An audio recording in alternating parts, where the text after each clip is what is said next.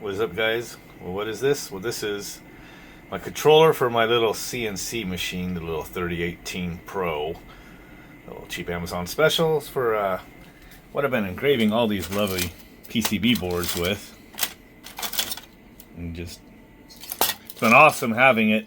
Pretty much everything in here, you know, been making that stuff. And then I had some issues with the old motor, so I changed it out, and I just got this nice one put in here. This is a brushless DC one, which is awesome.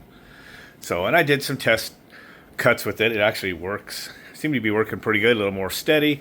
Ball bearing brush type just seemed to, like, sometimes after it ran a while, it would start chattering, I guess is the word for it. It would just, and they could kind of translate that down into the tip there.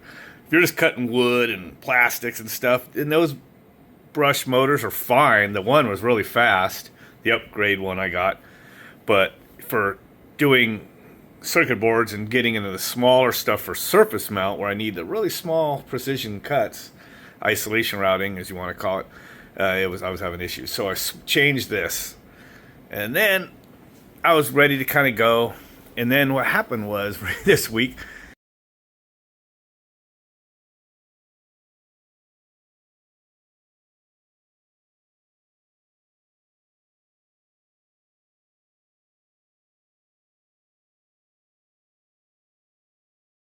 crap. Let me go ahead and plug it in, kind of show you what's doing in case anybody else is trying to diagnose this. So this is taken out of here, by the way. And I took the heatsink off the three stepper motor drivers.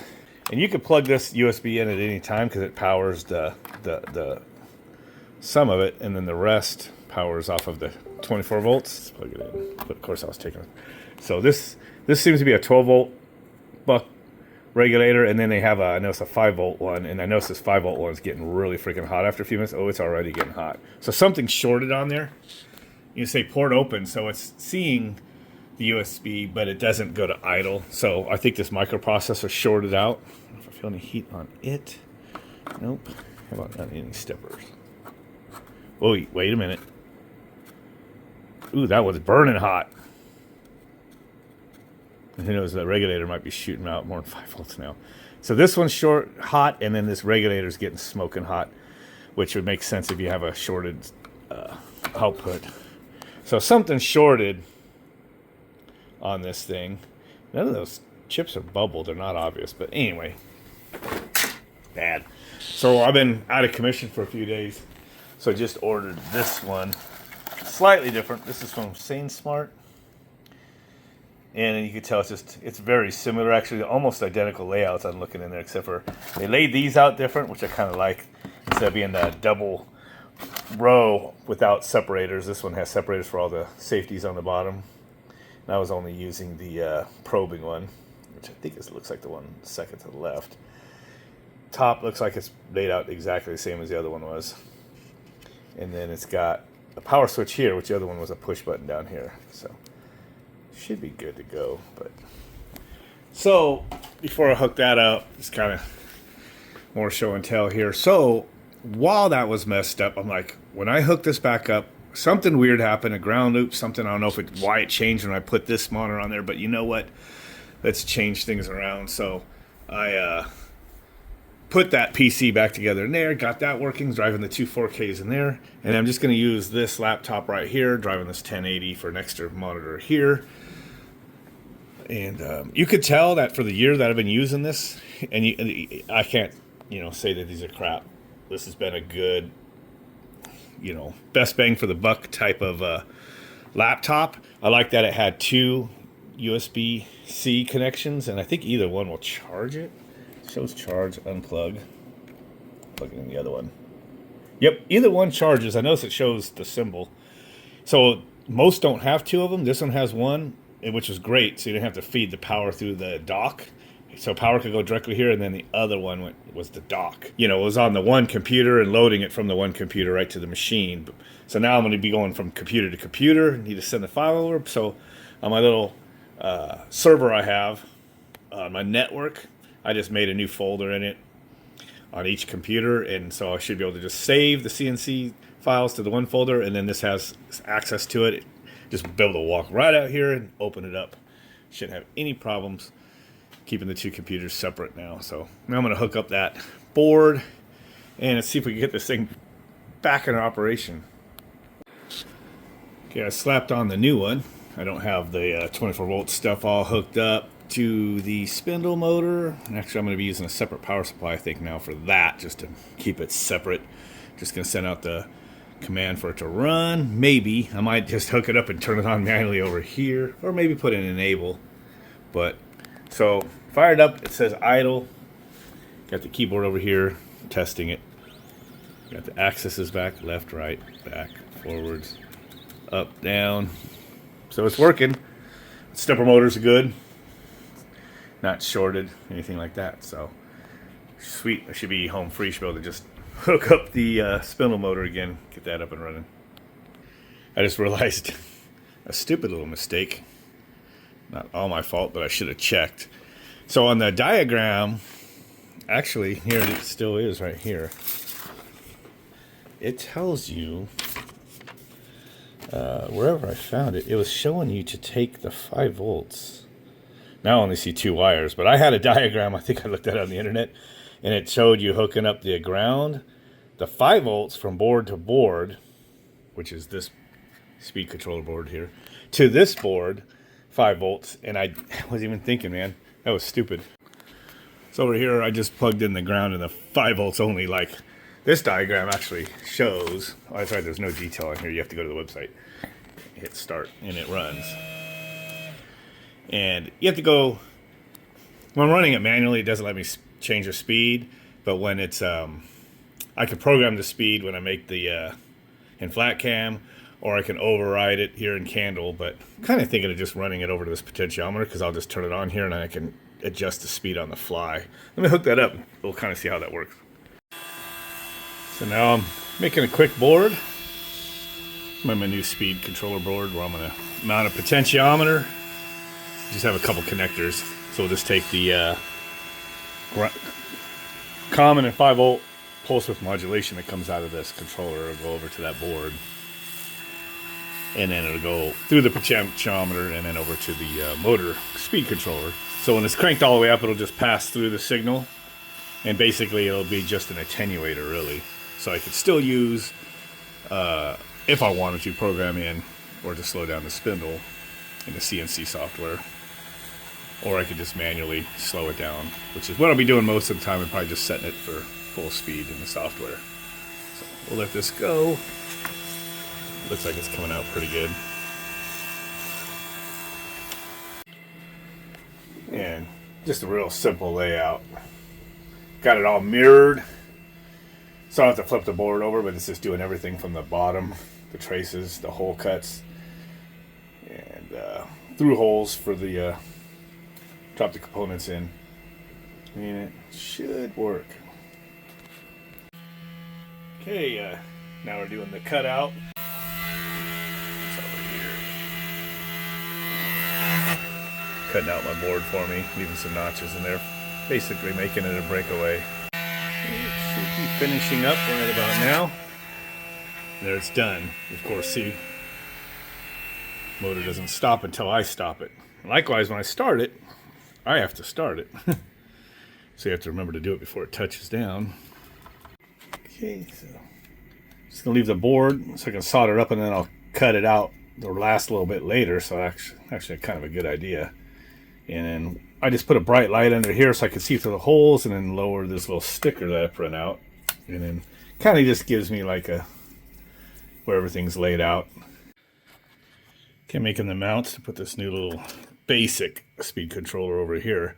Interesting thing about whatever this material is, I was worried it would just be some hard plastic or something that was going to melt or strip or whatever, but it's actually, whatever this laminate is, it's actually a stiff, tough material. So much that when you drill it, it takes effort, and then actually almost looked like it was smoking. And then the tap, I mean, it really, the teeth really bite into this. It made the threads perfect. When you thread this in, it actually gets tight. Doesn't feel like it's going to strip out or anything. I mean, that's solid. Whatever this is made out of, when I drill and tap it, it's solid. It's awesome. Doing the finishing touches here. there is the control. So I have it. I made a little connector, crimped them up, comes out of there. 5 volts PWM out of the main controller goes into this. And this is just an attenuator now. And then you got the output just going to the input side of the controller there. Get this all put back in there. Okay. So now if I just start through the software, it's going to start. And when it's done etching or cutting, it's going to stop itself now like it's supposed to. And then if I want to just say I think there's a weird resonance or something with one of the bits, I could just reach over here anytime and just adjust it down. It's just an attenuator now.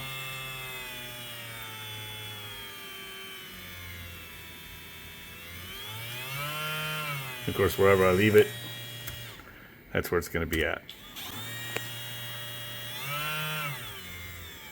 As I think I mentioned before, I'll make this thing go really slow. It's only capable of going so slow. It's a BL, brushless DC motor, BLDC. But if I add resistance, this puts more. It's RPM based, so if you put load on it, it'll just adjust itself with more pulse width modulation, to the steps to keep it at the same RPM.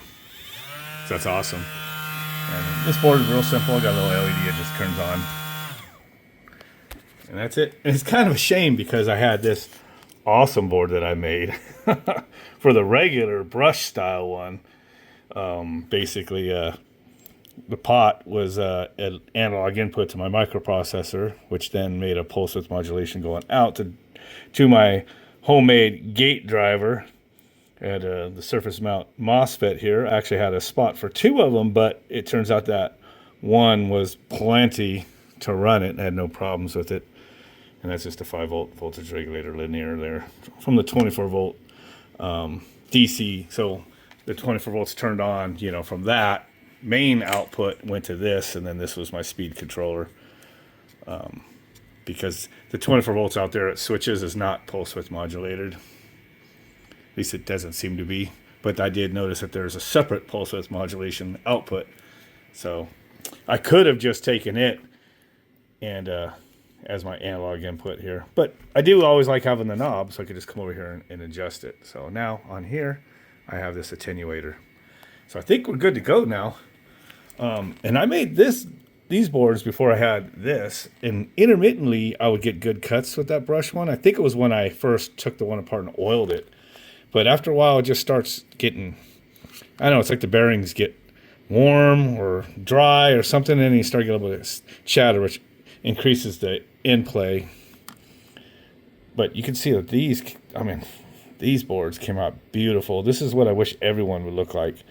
So you got surface mount. That's not the smallest surface mount though, but you see how perfect those little small couple, it's like 2 millimeter. I think I drew them as like 4 millimeter, but they came out as 2 the way I did the isolation routing there. And then this was the just a little gate driver slash MOSFET driver with the voltage regulator. I don't know, I'd like kind of cool. I don't know what I'll use this for now, but and onto the pile of the other misfit boards I've made.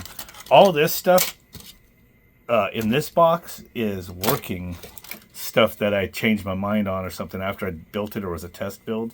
So pretty much everything in here is good working stuff I've made.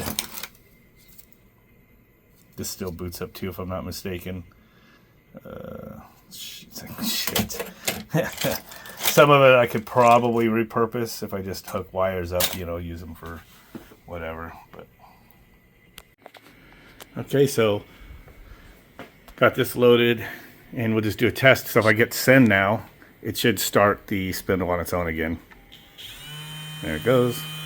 And attenuate it if I need to, just to get away from a resonance or something. Other than that, there's that. When the software stops, the motor stops. Software starts the spindle will start. So we're good now. So might be able to make some good cuts again. This one thing I did do was this. I might have mentioned earlier is the power feeding. This is on a separate power supply now. It used to be 24 volts in here and then out the spindle, then over to this 24 volt input. You know, I don't want any ground loops or whatever might have caused the frying of the other one. I did realize I hooked 5 volts here to the 5 volts here, which were both 5 volt power supplies. It wasn't an input. I read the wrong diagram or something. Stupid. That was probably the problem. But anyway, I noticed a lot of people did run like a separate dedicated power supply to these, so I got another one that's running to this now. So this 24 volt just goes through the buck regulator to probably do the 12 volts for these 3 axis stepper drivers, and then the other power supply is now doing this brushless DC one, so it's only a pulse width modulated output, really an analog varying signal comes out through my attenuator to the motor controller. Should be good. So I'll try doing a more serious board here in the future. So, but with that, let's end this video. It's been long enough. Don't forget to like, share, subscribe, and comment. And we'll catch you guys later. And it's nice having AC out here.